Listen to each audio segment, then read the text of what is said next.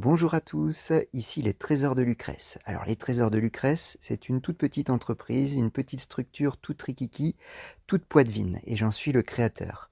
Moi, c'est Julien Ledoux, ancien enseignant en maternelle et élémentaire et docteur en sciences de l'éducation.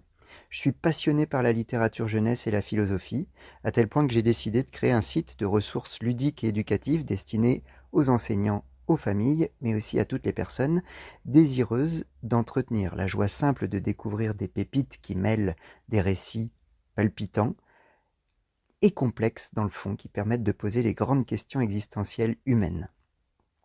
Évidemment, avec des illustrations toujours magnifiques. Alors quand Autour des plantes m'a proposé une collaboration, je n'ai pas hésité une seule seconde, parce que les valeurs que nous portons sont très proches, eux dans le domaine du respect de la nature, des savoir-faire, d'une approche environnementale ancrée dans une réalité économique locale, et moi sur un versant plus éducatif, dans le respect de l'intelligence humaine et de l'harmonie entre cette intelligence, autrui et le monde qui nous entoure. Alors pour célébrer cette coopération, j'ai fait une sélection d'ouvrages pour mes amis d'Autour des plantes. Partons donc visiter les forêts du monde, apprendre à reconnaître les plantes, leurs usages, fabriquer une tisane. Dans ce bain de nature, interrogeons ce qu'est la transmission transgénérationnelle, ce qu'elle peut et doit faire. Questionnons le monde de demain, bien sûr, et évitons coûte que coûte les pensées toutes faites et la morale moralisatrice, parce que nos intelligences valent bien mieux que ça. Vous êtes prêts? Alors bon voyage. Premier album, La Tisaneuse.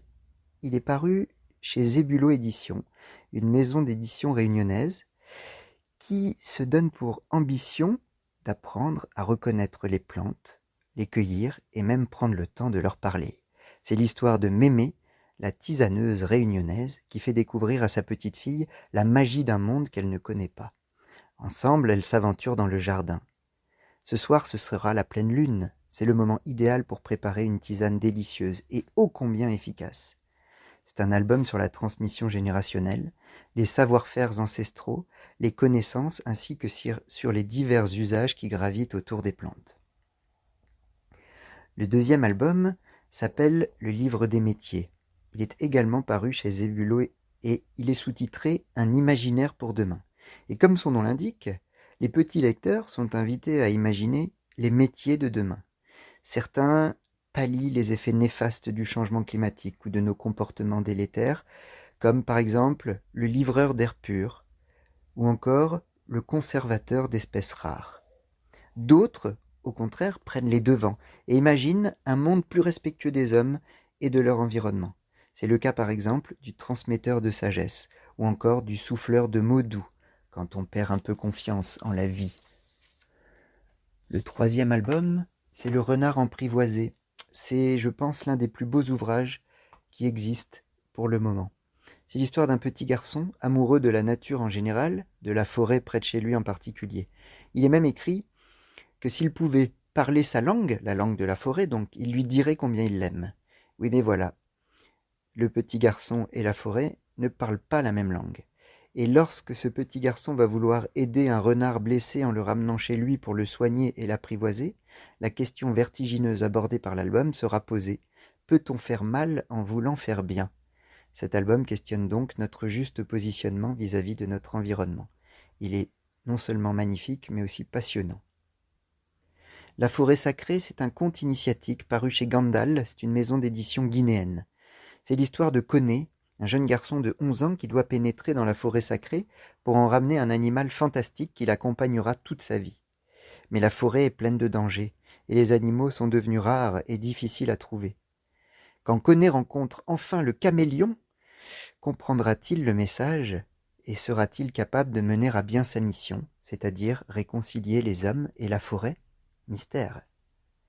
L'arbre généreux, enfin, est une histoire très connue dans laquelle Shel Silverstein, l'auteur, nous montre l'immense amitié entre un petit garçon et un arbre. Ensemble, ils passent leur journée à jouer à cache-cache, à se balancer. Oui, mais voilà, le petit garçon grandit et ses besoins changent. Il aimerait gagner de l'argent. À l'adolescence, l'arbre, qui ne demande qu'à lui faire plaisir, lui donne toutes ses pommes pour les vendre au marché. Mais le garçonnet, devenu jeune adulte, voudrait du bois pour construire sa maison. Mais qu'à cela ne tienne, l'arbre lui donne toutes ses branches. Mais que reste-t-il de l'arbre à la fin? Une superbe histoire qui questionne notre rapport à la nature, la possibilité qu'elle nous offre d'améliorer notre vie, bien sûr, mais aussi le devoir que nous devons nous imposer d'en prendre soin. Voilà pour ces quelques livres, Autour des plantes, par Lucrèce. Sur mon site, vous trouverez pour chacun de ces ouvrages, mais aussi pour de nombreux autres, un dossier pédagogique très complet, une vidéo pour présenter le livre, donner envie de le lire et voir quels sont les enjeux philosophiques notamment. Et enfin, un livre égale un jeu, ou une activité à imprimer chez soi pour s'amuser, jouer et échanger en famille. Donc ça se passe sur www.julienledoux.fr. Et évidemment, pour profiter d'un moment de bonheur complet, rajoutez à votre lecture ludique une délicieuse tisane concoctée par Autour des plantes sur autourdesplantes.fr. Bonne lecture, bon jeu et bonne tisane. Like a bird on a tree,